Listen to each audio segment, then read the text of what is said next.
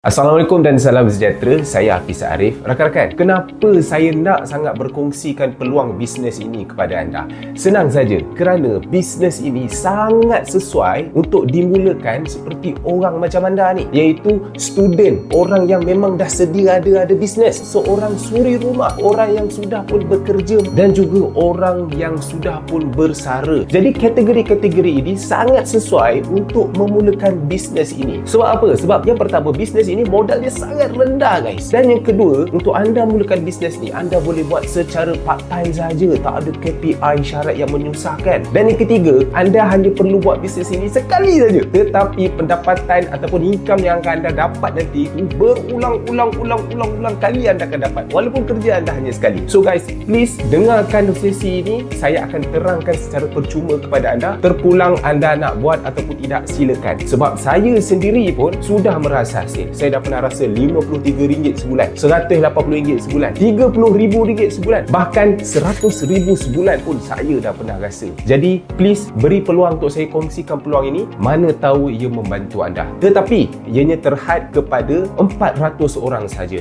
Jadi daftar segera, jumpa anda malam ni.